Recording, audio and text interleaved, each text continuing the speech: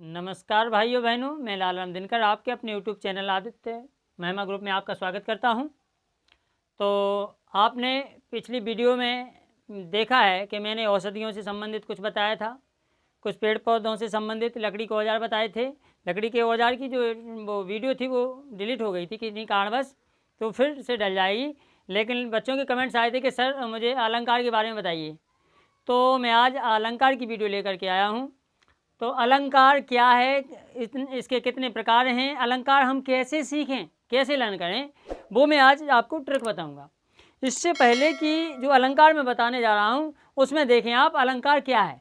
तो अलंकार क्या, अलंकार, अच्छा, अलंकार को यदि हम संधि विच्छेद करेंगे, यानी जिस तरह संधि विच्छेद करते हैं उस तरह विच्छेदन करेंगे तो क्या होगा, अलम अलम अलम प्लस कार, ठीक, अलम प्लस कार बराबर अलम अलंकार। अब माँ जो है वो किस में बदल गया, अनुस्वार में बदल गया। किस में बदल गया, अनुस्वार में, क्योंकि यहाँ अलंत है, ध्यान देना। तो अलम प्लस कार बराबर अलंकार। अलम का अर्थ होता है अलंकृत करना और कार का अर्थ होता है करने वाला, यानी अलंकृत करने वाला क्या, आभूषण। तो इस अलंकार को हम क्या कहते हैं, अलंकार को कहते हैं गहना, जेवर, आभूषण। ये आपको वीडियो दिख रही है ना, आपको ये फोटो दिख रही है ना, गहना जेवरातों की। तो ये फोटो में आप देखें, अलंकार मतलब आभूषण। तो आपकी समझ में आ गया होगा कि अलंकार जिस तरह क्या होता, जिस तरह मनुष्य की शरीर की अर्थात मनुष्य की शोभा उस आभूषणों से बढ़ जाती है, जिस तरह कई मतलब लेडीज चाहे जेंट्स अपने आप को यानी शारीरिक शोभायमान हो जाता है, किससे, अलंकृत हो जाता है आभूषणों से। अर्थात 2, 4, 6 अंगूठियां पहन लेता है, कोई चैन सोने की पहन लेता है, तो और मतलब कई प्रकार के गहने। इसी प्रकार स्त्री वो सुंदर होने के बावजूद भी और सुंदरता बढ़ जाती है, किससे, अलंकार से अर्थात आभूषण से, ठीक। उसी प्रकार अपने जो है साहित्य में अलंकार से काव्य की शोभा बढ़ जाती है, अर्थात यानी जो है अलंकार से काव्य की शोभा बढ़ जाती है। काव्य की शोभा बढ़ाने वाले तत्वों को हम अलंकार कहते हैं। क्लियर है, ये तो हो गया अलंकार। अब बात आती है कि अलंकार के भेद कितने होते हैं। तो अलंकार के भेद आपने भी पढ़े होंगे कि अलंकार के 2 भेद होते हैं मुख्यतः। कौन कौन से, एक शब्दालंकार और दूसरा अर्थालंकार। ये आपको दिखाई दे रहा, शब्दालंकार एक अर्थालंकार। इसके बाद आपको तीसरा, मुख्य तो 2 वेद होते हैं, इसके बाद एक अन्य होता है। अन्य मतलब गौड़ जो प्रकार है, अन्य में आ जाता है उभयालंकार। उभयालंकार यानी ये किसके अनुसार है, आचार्य भोज के अनुसार। आचार्य भोज ने उभयालंकार बताया है। तो क्वेश्चन आ जाता है परीक्षा में कि उभयालंकार किस के अनुसार तीसरा भेद माना गया है। अब आप दिमाग डिस्टर्ब हो गया कि उभयालंकार मैंने पढ़ा ही नहीं। तो 2 तो होते हैं मुख्य, लेकिन तीसरा उभयालंकार होता है जो कि आचार्य भोज के अनुसार है। क्लियर है, इस बात को तो मानते हैं आप। अब चलते हैं आगे की ओर। अच्छा, एक और है जो शब्दालंकार है। तो शब्दालंकार, अब देखो आप, शब्दालंकार, शब्दालंकार, लंकार। अब शब्दालंकार लिखा। अब इसको जिस तरह आप संधि विच्छेद करते हैं उसी तरह इसका संधि विच्छेद कीजिए शब्दालंकार का। तो क्या आ जाएगा, शब्द, क्या, शब्द प्लस अलंकार, शब्द प्लस अलंकार बराबर शब्दालंकार। अब देखो आप, दा में से क्या निकलेगा, छोटा, क्या निकलेगा, छोटा, और आ तो अलंकार में से आ है। जब छोटा प्लस छोटा मिलेंगे तब बड़ा आ बनेगा। तो बड़ा बराबर बड़ा आ की लाठी आ गई इसमें, तो शब्दालंकार हो गया आपका। इसी हिसाब से शब्दालंकार, फिर अर्थालंकार, फिर उभयालंकार। तो आपकी समझ में आ गया। अब चलते हैं आगे। अब जो शब्दालंकार है उस शब्दालंकार में हम क्या पढ़ेंगे, शब्दों के द्वारा काव्य की सौंदर्यता बढ़ाना। अर्थात शब्दालंकार में शब्दों के माध्यम से काव्य की शोभा बढ़ती है। क्या, जहाँ पर शब्दों के माध्यम से काव्य में चमत्कार उत्पन्न होता है वहाँ शब्दालंकार होता है। क्लियर इस बात को माना आपने। इसके बाद इसमें विशेषता ये भी है कि यह अलंकार बाहरी सौंदर्यता को बढ़ाता है। किस सौंदर्यता को बढ़ाता है, बाहरी सौंदर्यता को बढ़ाता है। ये इसकी मुख्य विशेषता है। किसकी? शब्द अलंकार की, कि शब्दों के द्वारा चमत्कार उत्पन्न होता है। ठीक, तो देखें आप, जैसे शब्द देखें आप, ये लिखा कनक कनक ते 100 गुनी, कनक कनक ते 100 गुनी मादकता अधिकाय। क्या है? कनक, कनक कनक ते, कनक कनक ते 100 गुनी मादकता अधिकाय, या खाए बोराए जग वा पाए बोराए, है ना।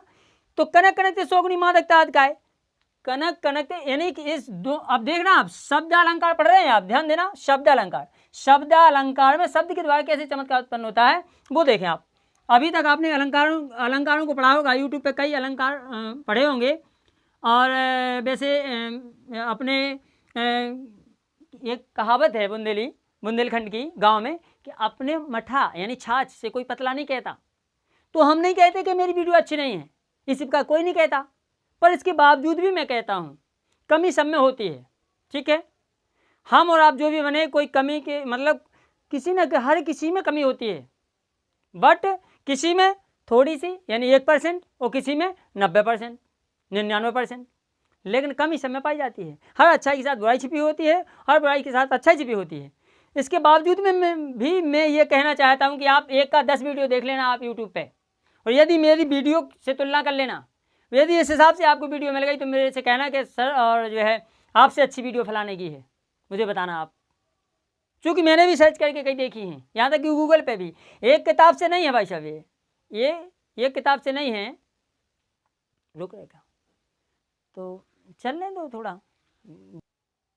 तो अभी देखो लाइट चली गई ऐसे मौके पे, कोई बात नहीं, यहाँ गांव का माहौल है और जो है व्यवस्था इतनी नहीं हो पाती है, फैसिलिटी नहीं हो पाती। लेकिन एक कहावत है कि हीरा की परख जौहरी जानता है, हम तुम नहीं जानते हैं। अगर हीरा डला होगा और हम तुम निकल जाएंगे, सोचेंगे कांच का टुकड़ा डला है, जबकि अगर जौहरी वहाँ से निकल रहा होगा और हीरा डला होगा, वो तुरंत पहचान लेगा कि ये भाई हीरा है। तो हमारा मतलब ये है कि चाहे लाइट चली जाए चाहे ना जाए, चाहे फैसिलिटी दिखाए अच्छी चाहे ना दिखाए, इसके बावजूद भी आप अच्छाई बुराई की पहचान कर सकते हैं। और एक किताब से समाहित नहीं है, ये जो अलंकार लिखे हुए हैं ये कम से कम 5 और 6 किताबों से समाहित हैं, और यूट्यूब पे भी सर्च के माध्यम से समाहित हैं। अर्थात कहने का मतलब है कि मैं आपको सार दे रहा हूँ। अब देखो आप कैसे सार। तो कनक कनकते 100 गुनी यानी शब्दों के अनुसार शब्द अलंकार में चमत्कार उत्पन्न होता है कि वो कैसे होता है। देखें आप, जो सबने पढ़ा है, इसके बाद भी देखना आप आगे गहराई क्या है, इसमें कितनी गहराई है। कनक कनकते 100 गुनी मादकता अधिकाय, या खाए बोराए जग वा पाए बोराए, कनक कनकते 100 गुनी मादकता अधिकाय। देखो इसमें पहले कनक का अर्थ क्या, कनक लिखा, कनक और कनक 2 बार आया है। देखो यहाँ देखो, कनक कनकते 100 गुनी, तो पहले कनक का अर्थ होता है धतूरा। क्या होता है? धतूरा। और दूसरे कनक का अर्थ होता है सोना। तो धतूरा कैसा? कनक कनकते 100 गुनी मादकता अधिकाय। अर्थात कहने का मतलब यह है कि इस धतूरे को जो व्यक्ति खा लेता है और इसके बाद उसको मादकता, अर्थात वो जो है मद में मस्त हो जाता है, वो क्या हो जाता है? मादकता अधिकाय। अर्थात वो क्या हो जाता है? उसे नशा हो जाता है। किसका? धतूरे का। मादकता अधिकाय अर्थात वो या खाए बोराए जग, बोरा मतलब बगड़ा जाता है, यानी पागल हो जाता है। क्या हो जाता है? पागल हो जाता है। या खाए बोराए जग वह पाए बोराए, खाए की जगह पाए। देखो इसमें लिखा खाए, तो खाए में पागल हुआ। और फिर कनक कनकते 100 गुनी मादकता अधिकाय, या खाए जो बोराए जग बा पाए बोराए, पाए, ये पाए आया, पाए। तो अब सोचें आप, कनक, कनक माने सोना, और सोना जो व्यक्ति पा जाता है, जिसके पास ज़्यादा गोल्ड है, सोना मतलब गोल्ड, तो वो व्यक्ति पगला जाता है। क्या हो जाता है? पगला जाता है। ठीक है। या खाए बोराए जग बा पाए बोराए, तो शब्दों के माध्यम से चमत्कार उत्पन्न हुआ, तो ये शब्द अलंकार हुआ। अब चलते हैं अर्धालंकार की ओर। अर्धालंकार में देखें आप, अर्धालंकार में क्या है? अर्थों के द्वारा काव्य की सौंदर्यता बढ़ाना, यानी इसमें शब्द के द्वारा नहीं, इसमें शब्द के अर्थ के द्वारा चमत्कार उत्पन्न होता है। किसके द्वारा चमत्कार उत्पन्न होता है? अर्थ के द्वारा। तो जहाँ पर अर्थ के द्वारा जिस में काव्य में चमत्कार उत्पन्न होता हो, वहाँ अर्थालंकार होता है। जैसे देखें आप, अच्छा एक विशेषता है कि यह आंतरिक सौंदर्यता को बढ़ाता है। ये अर्थालंकार में बाहरी सौंदर्यता को बढ़ाता है, मतलब सॉरी, शब्दालंकार में बाहरी सौंदर्यता को बढ़ाता है, जबकि अर्थालंकार में आंतरिक सौंदर्यता को बढ़ाता है। वो कैसे आंतरिक सौंदर्यता, देखें आप, इसका उदाहरण देखें, मुख मयंक सम मंजू मनोहर। मुख मयंक यानी मयंक मीन्स क्या होता है, मयंक मीन्स, अरे भाई इतना नहीं आता, मयंक मीन्स चंद्रमा होता ना, नहीं होता। तो मुख मयंक सम मंजू मनोहर यानी उसके मुख की तुलना किससे की गई, चंद्रमा से की गई। अब आप कहें कि सर इसमें तो उपमा अलंकार है या रूपक फलाना है ढकाना है, ये नहीं, बात किसकी चल रही है, अर्थालंकार की। किसकी, अर्थालंकार। तो अर्थालंकार में उपमा वगैरह, उपमा रूपक उत्प्रेक्षा जी होते ही हैं, आपको तो पता ही है। तो देखें आप, मुख मयंक सम मंजू मनोहर यानी अपना मुख किसके समान है, मुख मयंक सम मंजू मनोहर यानी मयंक अर्थात चंद्रमा के समान है। क्या, मुख, ठीक, कैसा चंद्रमा के समान, मनोहर मतलब सुंदर। तो आपको समझ में आ गया कि अर्थालंकार क्या होता है। अब चलते हैं, शब्दालंकार हो गया, अर्थालंकार हो गया, इसके बाद चलते हैं शब्दालंकार के भेद के आगे, यानी भेद के लिए। तो देखें भेद की ओर चलते हैं। भेद की ओर कैसे, नंबर 1 अनुप्रास अलंकार, नंबर 2 यमक अलंकार, नंबर 3 श्लेष अलंकार, और नंबर 4 वक्रोक्ति अलंकार, और नंबर 5 पुनरोक्ति अलंकार। ये किसके भेद हैं, शब्दालंकार के 5 भेद हैं। कितने, 5। अब देखें आप, जैसे अपने 2 हाथ हैं, तो एक हो गया शब्दालंकार, एक हो गया अर्थालंकार। तो अब पहले चलते हैं शब्दालंकार। शब्दालंकार के कितने भेद हैं, 5। 5 में से अब चलते हैं अनुप्रास अलंकार की ओर। तो अनुप्रास अलंकार में देखें आप, अनुप्रास अलंकार में क्या है आपको पता ही है, इसके बावजूद भी देखें आप इसमें गहराई क्या है। बच्चे कहते हैं कि अनुप्रास अलंकार आता तो है लेकिन आता ही नहीं है, अर्थात अनुप्रास सीख लेते हैं, अनुप्रास का अनुप्रास सीख लेते हैं, इसके बाद नहीं सीख पाते हैं। आज मैं सिखा के जाऊँगा आपको, बशर्ते एक शर्त है कि आप लोग मेरे चैनल को सब्सक्राइब करें। अभी पहले सब्सक्राइब कर लें, लाइक कर लें, वीडियो अच्छी लगे तो सब्सक्राइब करें, ऐसा नहीं पहले सब्सक्राइब करें, आप लाइक करें, इसके बाद यदि वीडियो खराब लगे तब बात अलग है, वो तुम्हें जो करना हो कर ले, करना, अनसब्सक्राइब जो भी करना, बशर्ते पहले सब्सक्राइब करें और लाइक करें वीडियो। समझ में आया आपको। और ये मुझे पता है 100% 101% कि आपको अच्छी लगेगी। भाई 2 + 2 = 4 होते हैं, तो 4 ही तो मुझे कहना है, मैं 5 तो नहीं कह रहा हूँ। और हाँ, सब्सक्राइब करने के बाद बेल आइकन जरूर दबाएं। अगर आप बेल आइकन भूल गए तो जो भी हम वीडियो डालते हैं वो आप तक नहीं पहुँचेगी, उसका नोटिफिकेशन नहीं जाएगा, इसलिए ये विशेष ध्यान रखें। आपकी समझ में आ गया। चलो आगे बढ़ते हैं। तो अनुप्रास अलंकार की ओर, जहाँ समान वर्णों की बार बार आवृत्ति होती है वहाँ अनुप्रास अलंकार होता है। किसकी, जिस उदाहरण में, जिस लाइन में, जिस पंक्ति में, जिस कविता में समान वर्णों की, यानी पहले तो आपने देखा होगा कि सबसे पहले क्या होता है, ध्वनि के अनुसार वर्ण, विभिन्न वर्णों को मिलकर के क्या बनता है, शब्द, सब विभिन्न शब्दों को मिलकर क्या बनता है, वाक्य, और विभिन्न वाक्यों से मिलकर क्या बनता है, आपकी भाषा बन जाती है। समझ में आ गया। तो कहने, गद्य बन जाता है। तो कहने का मतलब ये है कि जहाँ समान वर्णों की बार बार आवृत्ति होती है वहाँ अनुप्रास अलंकार होता है। अब देखें कैसे, जैसे रघुपति राघव राजा राम। क्या, रघुपति राघव राजा राम, ये लिखा है, रघुपति राघव राजा राम। अब देखो आप, रा शब्द आ रहा, रघु में रा, रघुपति में रा, राघव में रा, राजा में रा, राम में रा। ये आपको पता है कि रघुपति राघव राजा राम पतित पावन सीताराम। कहने का मतलब ये है रघुपति राघव राजा राम, रारा वर्ण आ रहा, वर्ण को देखना, शब्द को नहीं देखना। तो जिस पंक्ति में या जिस वाक्य में बार बार प्रत्येक बार वर्ण आए, यानी 2 या 2 से अधिक बार, हाँ ये और विशेषता है, 2 या 2 से अधिक बार। देखो लिखा जहाँ समान वर्णों की, ऐसा नहीं है तो रा गया तो ला गया तो ना गया, ऐसा भी नहीं। क्या लगा, जहाँ कौन से वर्णों की, समान वर्णों की बार बार आवृत्ति होती है वहाँ अनुप्रास अलंकार होता है। जैसे रघुपति राघव, अब एक गाना सुना होगा आपने, टन टना टन टन टन टारा, चलती है क्या नोर से बाहर, यानी कहने के बाद टन टना टन टन टन टारा, ये क्या है, टन टना टन टन टन टारा। तो इसमें कौन सा अलंकार है, अनुप्रास अलंकार है।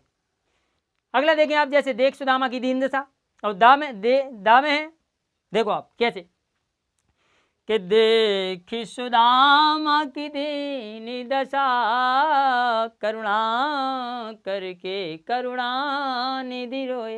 देख सुदामा की दीन दशा, इतना आ गया, देख सुदामा की दीन दशा, तो दादा वर्ण आ रहा बार बार, समझ लो अनुप्रास अलंकार है। अब देखें आप अगला देखें, मुदित महीपत मंदिर आए। क्या? मुदित महीपत मंदिर आए, इसमें कौन सा अलंकार है? यानी आपने समझ लिया होगा कि मतलब अनेक बार, प्रत्येक बार या बार बार एक ही वर्ण की बार बार आवृत्ति हो, वहाँ अनुप्रास अलंकार होता है। और ये भी है जैसे सेवक सचे सुबंत बुलाए, इसमें सावर्ण बार बार है, इसमें क्लियर है अनुप्रास अलंकार। यहाँ तक तो बच्चा सीख जाते हैं, उनको पता रहता है कि अनुप्रास अलंकार है। अब कहाँ से नहीं सीख पाते हैं, कहाँ कठिन होता है, वो आप विशेष रूप से देखें। अब ध्यान देने की बात है। अब आती है अनुप्रास अलंकार के भेद की बात। तो अनुप्रास अलंकार के भेद में नंबर 1 व्यत्यानुप्रास, नंबर 1 व्यत्यानुप्रास, नंबर 2 छेकानुप्रास, नंबर 3 लाटानुप्रास, नंबर 4 सत्यानुप्रास, नंबर 5 अंत्यानुप्रास। यानी 5 प्रकार के भेद हैं। कौन कौन? व्यत्यानुप्रास नंबर 1, नंबर 2 छेकानुप्रास, नंबर 3 लाटानुप्रास, नंबर 4 श्रुत्यानुप्रास, नंबर 5 अंत्यानुप्रास। ठीक। अब आपने अनुप्रास में तो सुना ही होगा, कैसा वो मैं बताता हूँ अभी बाद में। पहले आप देखें व्यत्यानुप्रास के अंतर्गत। तो व्यत्यानुप्रास में देखें आप, व्यत्यानुप्रास का फर्स्ट नंबर, यानी देखें अनुप्रास का फर्स्ट नंबर व्यत्यानुप्रास, जहाँ एक वर्ण की अनेक बार आवृत्ति हो वहाँ व्यत्यानुप्रास अलंकार होता है। ठीक है। अब देखो आप मान के चलो आपने संधि पढ़ी, और संधि में स्वर संधि पढ़ी, और स्वर संधि के कितने भेद हो? 5 हो। और आपने विद्यालय पढ़ लिया, तो बता दिया कि मतलब विद्या प्लस आलय बराबर विद्यालय, तो कौन सी संधि है? दीर्घ संधि है। लेकिन अगर पूछा जाए कि स्वर व्यंजन विसर्ग या इनमें से कोई नहीं, फिर क्या बताओगे आप? स्वर संधि कहेंगे आप, कहेंगे नहीं कहेंगे? और यदि हमने कहा सूर्योदय में कौन सी संधि है? अब आप रह गए सूर्य प्लस उदय, तो कौन सी संधि आ रही? ओ की मात्रा आ रही सूर्योदय, सूर्य प्लस उदय, आ प्लस ओ। तो आप समझे कि ओ की मात्रा जब आ रही है तो कौन सी संधि है? गुण संधि है। लेकिन यदि कहा जाए कि आप बताइए कौन सी संधि है इसमें? स्वर संधि, व्यंजन संधि, विसर्ग संधि, के इनमें से कोई नहीं, तो आप क्या कहेंगे? स्वर संधि ही तो कहेंगे। तो कहने का मतलब ये है कि जो आपने अनुप्रास अलंकार में, जो रघुपति राघव राजा राम टन टन तारा मुदित महीपत मंदिर आए, ये सब है, तो ये व्यत्यानुप्रास में ही आते हैं। पर है तो अनुप्रास। समझ रहे मेरी बात को? समझ रहे कि नहीं समझ रहे? ठीक। फिर आप कहेंगे सर ये तो अनुप्रास से मिलता जुलता है, व्यत्यानुप्रास से, तो है तो अनुप्रास के अंतर्गत। क्लियर है बात? अब चलते हैं आगे, चलते हैं। तो अनुप्रास अलंकार हो गया। अनुप्रास अलंकार का व्यत्यानुप्रास में देखें आप, जहाँ एक वर्ण की अनेक बार आवृत्ति हो वहाँ व्यत्यानुप्रास अलंकार होता है। एक वर्ण की अनेक बार आवृत्ति, जैसे ता है तो ताइता हूँ, का है तो काइका हूँ, ला है तो लाइला हूँ, जा है तो जाय। यानी कहने का मतलब ये है मेरा कि एक वर्ण की अनेक बार आवृत्ति हो, वहाँ क्या होता है? वहाँ होता है व्यत्यानुप्रास अलंकार होता है। जैसे आपने देखा होगा, एक आपने बहुत अच्छा उदाहरण सुना होगा, जैसे छोटे बच्चा कहने लगते थे या छोटे में पढ़ते थे कि चंदू के चाचा ने चंदू की चाची को चांदी की चम्मच से चांदनी रात में चांदी की चम्मच से चटनी चटाई। यानी चंदू के चाचा ने चंदू की चाची को चांदनी रात में चांदी की चम्मच से चटनी चटाई। ये शब्द है तो ठीक है, एक रोचकपूर्ण है, हंसी आ गई बच्चों को, बहुत अच्छा बता दिया। लेकिन इसमें कौन सा अलंकार है? अनुप्रास अलंकार है। यदि कहा जाए अनुप्रास का कौन सा भाग है तो व्यत्यानुप्रास अलंकार है। समझ में आ गया? दूसरा देखें आप उदाहरण। दूसरा उदाहरण क्या है कि तरन तनुजा तट तमाल तर बर बहुछाई। तरन तनुजा तट तमाल तर बर बहुछाई, यानी यमुना छवि की बात हो रही है। कहाँ की? यमुना छवि की। और यमुना तरन तनुजा तट तमाल तर बर बहुछाए, और यमुना छवि की बात हो रही है। यमुना नदी के किनारे वृक्ष लगे हुए हैं और वह तनु मतलब यमुना नदी को स्पर्श कर रहे हैं। समझ में आ रहा? तो इसमें इसमें किस कौन से वर्ण की आवृत्ति हो रही? बार बार आपको पता होगा कौन से वर्ण की आवृत्ति हो रही। इसमें हो रही आपकी ता वर्ण की बार बार आवृत्ति, एक से अनेक बार। देखें आप अगला देखें आप, जैसे ये है कालिंदी कूल कदम्ब की डांड। आपने वो पढ़ा सवैया पढ़ा रसखान कवि के, कैसे? जैसे कि मानुष हो तो वही रस खान, बसों ब्रज गोकुल गाँव के ग्वार। अब ये कहाँ की है देखना आप, कि या खग हो तो बसेरो करो, रहो नित कालिंदी कूल कदम्ब की डारन। यानी कालिंदी कूल कदम्ब की डारन, कहने का मतलब ये है कि का वर्ण आ रहा है कालिंदी, कूल में का वर्ण, कदम्ब में का वर्ण, तो आपका वृत्तानुप्रास है। क्लियर है? अब देखो आप, जैसे कार्य, अगला उदाहरण देखें आप, ऐसा नहीं ये किताब से नहीं है, ये कम से कम 5-6 किताबों से है, और मतलब बहुत कुछ सोच समझ के दिया हुआ है मैंने। आपने यदि मेरी वीडियो पढ़ ली, आप सब्सक्राइब कर लें, अगर लाइक कर दें, चैनल को सब्सक्राइब कर लें, तो क्या है कि इस वीडियो के माध्यम से यदि आप हमें 1000 सब्सक्राइबर देते हैं, कम से कम 1000 सब्सक्राइबर इस वीडियो पे, तब हम दूसरी वीडियो देंगे, तो आपको इसी में हम बहुत अच्छे से, बहुत सुपर तरीके से आपको यमक अलंकार, श्लेष अलंकार, पुनरुक्ति अलंकार और वक्रोक्ति अलंकार ये तो देंगे ही देंगे, प्लस अर्था अलंकार के सभी भाग देंगे। लेकिन कम से कम 1000 सब्सक्राइबर तक आप पहुंचाएं, लाइक करें 1000, ठीक है? और आप चाहें तो एक दिन में कर सकते हैं, मेरा गांव चाहे तो गांव कर सकता है, यार दोस्त कर सकते हैं, नाते रिश्तेदार कर सकते हैं, ठीक, दोस्त के दोस्त कर सकते हैं, पर आप चाहें तब। मैं आपकी प्रत्यक्ष मदद कर रहा हूँ, प्रत्यक्ष का मतलब है आमने सामने, लेकिन कम से कम मैं अप्रत्यक्ष इनडायरेक्ट तो मदद कर रहा हूँ, तो मैं आपकी हेल्प कर रहा हूँ। आपके पुलिस के एग्जाम में है, SSC, railway, TT, super TT और बहुत सारे एग्जामों के लिए ये बहुत महत्वपूर्ण वीडियो है, और इस वीडियो को ध्यान से देखें। और बहुत सारे उदाहरण इसमें समाहित हैं, जैसे कि तैन तनुजा तर तमाल तरवर पहुँचाए, कालिंदी कूल कदम्ब की डारण। अगला है कारी कारी कूल कोकिल कहाँ का बैर काड़तरी, इसमें का वर्ण बार बार आया है, इसलिए यहाँ कौन सा अलंकार है? वृत्तानुप्रास अलंकार। अगला देखें आप, जैसे चारु चंद की चंचल किरणें खेल रही हैं जलथल में, यानी चारु चंद की चंचल किरणें खेल रही हैं जलथल में, और स्वच्छ चांदनी बिछी हुई है अपनी और अंबर तल में, तो ये कौन सा अलंकार है? वृत्तानुप्रास अलंकार है। आप देखें, जैसे सत्यम शिवम सुंदरम, सत्यम शिवम सुंदरम, तो सत्यम, सत्यम शिवम सुंदरम, ये कौन सा अलंकार है? ये भी वृत्तानुप्रास अलंकार है। समझ में आ गया? वृत्तानुप्रास का मतलब है वृत्तानुप्रास, वृत्त प्लस अनुप्रास। क्या? वृत्त प्लस, अब क्या समझा है आप तो खुद समझदार हैं, वृत्त प्लस अनुप्रास। वृत्त का मतलब है वह वर्ण, एक ही वर्ण बार बार आए, तब वृत्तानुप्रास अलंकार होता है। अब चलते हैं अगले अलंकार की ओर। अगला अलंकार है आपका छे का अनुप्रास अलंकार। छे का मतलब एका, छे का एका, यानी एक वर्ण हो चाहे दो वर्ण हो के बाद छेक, यानी हस्तक्षेप लग जाता है उस पर, फिर आप आगे नहीं बढ़ सकते हैं। वो कैसे देखें आप, जहाँ एक या अनेक वर्णों की आवृत्ति एक ही बार होती है, चाहे एक वर्ण की आवृत्ति हो चाहे दो वर्ण की आवृत्ति हो, लेकिन एक ही बार हो। वो कैसे एक बार हो? देखें आप, जहाँ एक या अनेक वर्णों की आवृत्ति एक ही बार होती है, वहाँ छे का अनुप्रास अलंकार होता है। जैसे कहत कत परदेसी की बात, तो कहत कत, अब देखें आप ध्यान से देखें, कहत कत, कहत कत परदेसी की बात।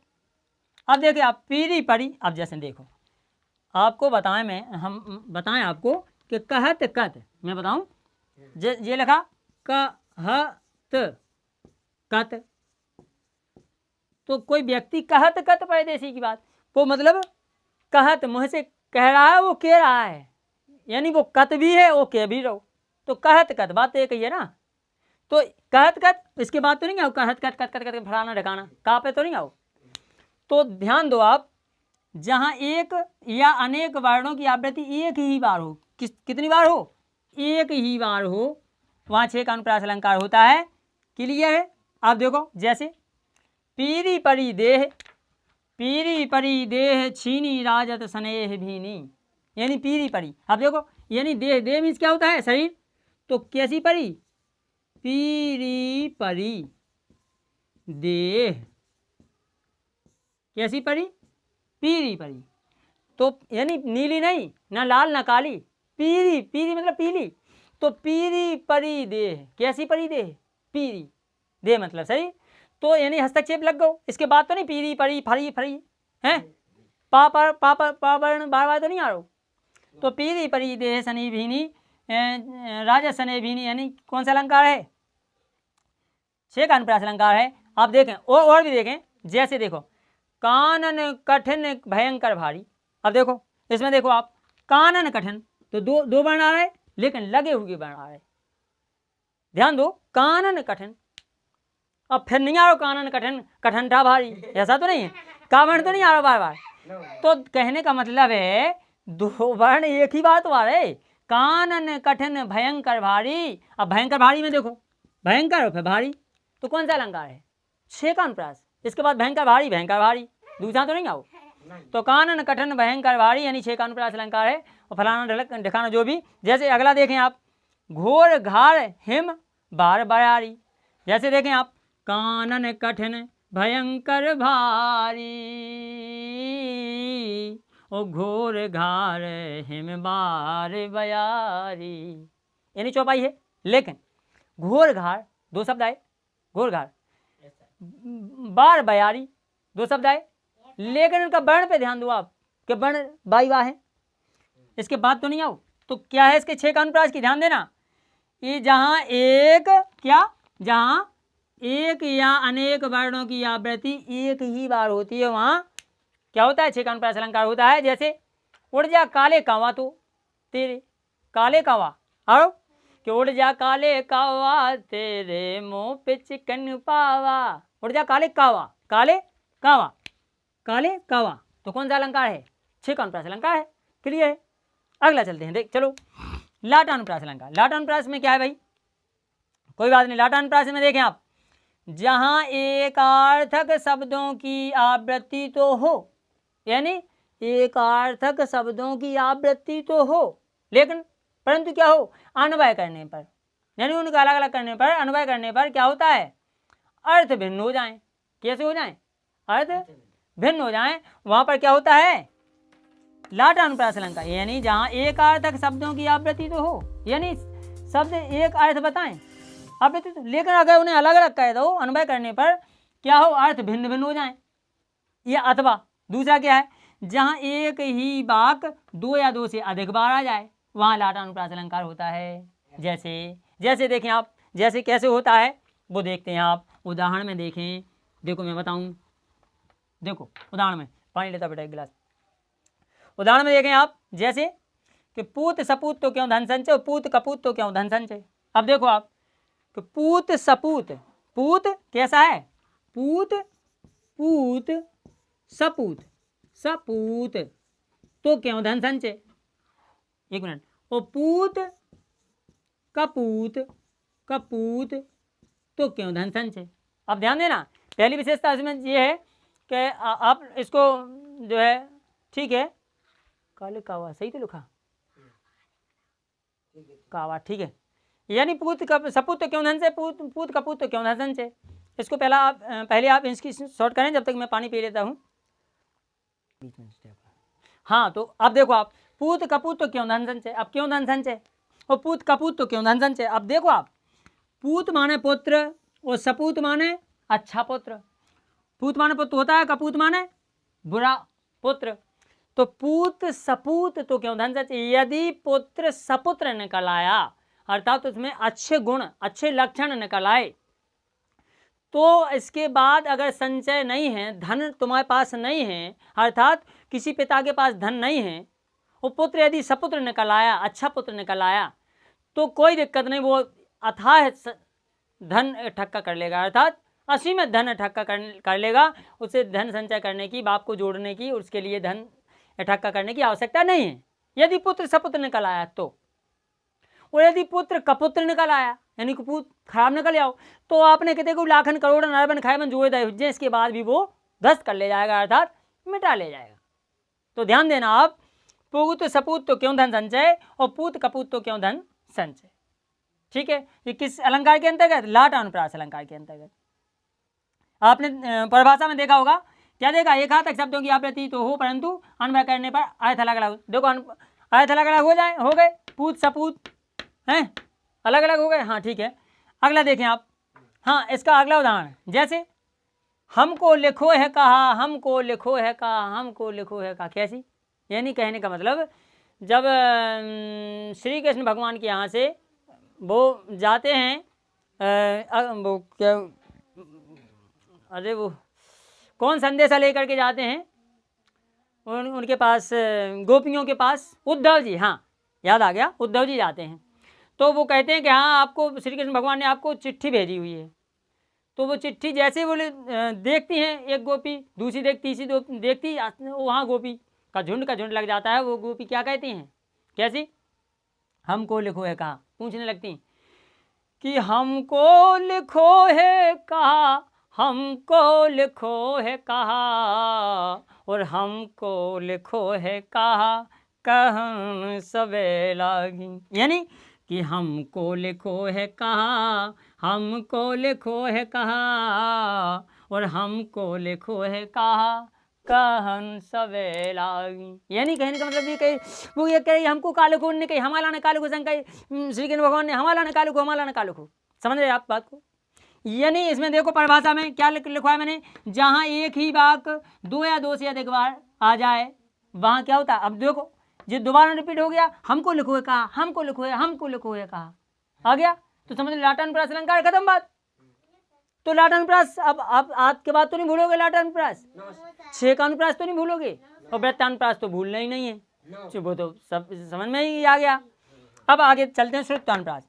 श्रुत्यानुप्रास क्या है देखो, जब कंठ तालु दंत आदि किसी एक ही स्थान से उच्चारित होने वाले वर्णों की आवृत्ति होती है। देखो ध्यान देना, कंठ, कंठ माने गला, जो मैंने बताया था, कंठ तालु दंत, जहां कंठ तालु दंत, देखो यहाँ आदि किसी एक ही स्थान से उच्चारित होने वाले वर्णों की आवृत्ति होती है। यानी ये सब एक ही स्थान से उच्चारित हो, वहां क्या हो, वहां आपका श्रुत्यानुप्रास अलंकार होता है। जैसे तुलसीदास सीदत निस दिन देखत तुम्हारी निठुराई, ये उदाहरण है कि तुलसीदास सीदत निस दिन देखत तुम्हारी निठुराई। अब देखें आप, जैसे तुलसीदास, तो आपने देखा होगा मैंने कंठ, मूर्धा, तालु, दंत, ओष्ठ ये पढ़ाए थे कि नहीं? जैसे हमने पढ़ा था अकुह विसर्जनीय नाम कंठा, ऋचुषा नाम तालु है, ऋतुषा मूर्धा, और मैंने ये भी पढ़ाया था लितुलसा नाम दंता, और उपदमानीय नाम मोष्ठव। यानी अब देखो आप कि कंठ तालु, जैसे तुलसीदास में तावर्ण क्या हो रहा है, देखें आप, दंत निकल रहा, दंत में, सीदत में ऊष्म वर्ण है, इचुसा नाम तालु, तो तालु वर्ण आ रहा, कंठ तालु दंत ये सब आ रहे। अब निस्दिन में देखो नाम क्या है, दंत है, देखत में दंत है, इस तुम्हारी निठुराई तावर्ण दंत है, और नावर्ण भी दंत है। तो जहाँ दंत, तालु और जो है कंठ, ये सब ओष्ठ, यानी कहने का मतलब ये इनमें से हों, निकल रहे हों उसमें, और इसमें बार बार प्रत्येक बार वर्णों की आवृत्ति से मतलब नहीं है, एक वर्ण, दो बार, चार वर्ण, फलाना वर्ण, ढकाना वर्ण, ना, आपको ये देखना है जहाँ कंठ तालु दंत, ये अगर उस उदाहरण में देख रहे हो वो बार बार वर्ण की आवृत्ति नहीं हो रही, ना एक बार, ना आगे ना पीछे, तो क्या है, तो समझ लो कि आंखें नीचे आप कह सकते हैं कि आपका जो है श्रुत्यानुप्रास अलंकार है। अब चलते हैं लास्ट है आपका अंत्यानुप्रास अलंकार, अंत्यानुप्रास। अब देखें आप, अंत्यानुप्रास का मतलब क्या हुआ, समझ में आया आपको? अंत्यानुप्रास यानी अंत प्लस अनुप्रास, अनुप्रास, अंत प्लस अनुप्रास अंत्यानुप्रास। अब देखो आप, कैसे अंत प्लस अनुप्रास, यानी शब्द के अंत में जो अंतिम वर्ण होता है वो एक से ही हो, समान हो, ठीक, अंतिम वर्ण या अंतिम वर्ण की ध्वनि समान हो, तब अंत्यानुप्रास अलंकार होता है। कैसे, देखें आप, जब छंद के शब्दों के अंत में, छंद मतलब लाइन है, कविता, पंक्तियां, छंद के शब्दों के अंत में, जब छंद के शब्दों के अंत में समान स्वर, बताया मैंने आपको, समान स्वर या व्यंजन वर्णों की आवृत्ति हो, है, वहां अंत्यानुप्रास अलंकार होता है। अब देखो कैसी, बार बार आवृत्ति हो। अब देखो कैसी, जैसे कहत नटत रीजत खिजत मिलत खिलत लजात, जैसे कि कहत नटत रीजत खिजत मिलत खिलत लजात, और भरे भुवन में करते हैं नैन नैनन ही सो बात हो लाला, नैनन ही सो बात। यानी कहने का मतलब ये है, देखें आप, कहत ता बनाओ, ध्यान दो आप, कहत ता बनाओ, कहत नटत में ता, रीजत में ता, मिलत में ता, खिलत में ता, लजात में ता, यानी अंत में, शब्द के क्या अंत में, तो अंत्यानुप्रास होगा।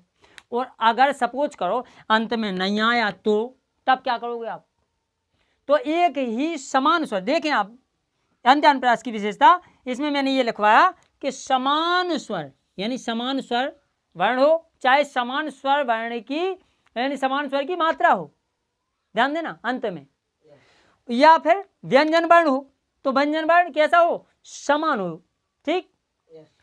तो आपको दोनों मैंने बता दी परिभाषा में कि समान स्वर हो या व्यंजन वर्ण हो, इसकी बार बार आवृत्ति हो, क्या होता है, अंत्यानुप्रास अलंकार होता है। जैसे देखिए आप, शेष महेश दिनेश गणेश, शेष महेश कि शेष महेश दिनेश गणेश, सुर सुर सहु जात निरंतर गावे, ओ जाहि अनादि अखंड अभेद अभेद सुभेद सुभेद बतावे, कि जाहि अनादि अखंड अछेद अभेद सुभेद सुभेद बतावे। एक शब्द गड़बड़ है, तो कहने का मतलब ये है, तो खेस में लयबद्ध रचना है, जहाँ तुकबंदी हो, क्या हो, इसमें लिखा तुकबंदी होती है, वहाँ अंत्यानुप्रास अलंकार होता है। ये शेष में सा, इसमें सा, इसमें सा, इसमें सा है कि नहीं है।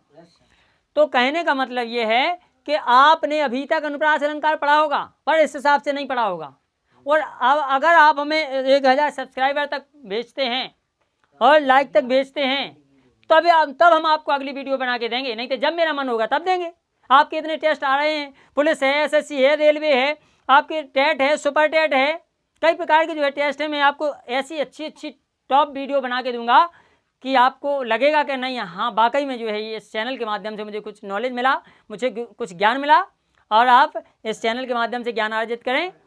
और आदित्य महिमा ग्रुप चैनल को सब्सक्राइब जरूर कर लें, ठीक है। इन्हीं शब्दों के साथ मैं अगली वीडियो लेके आऊँगा आपको यमक श्लेष वक्रोक्ति और पुनरोक्ति अलंकार की, ठीक है। तो अगली वीडियो में फिर मिलेंगे, तब तक के लिए नमस्कार, जय हिंद, जय भारत।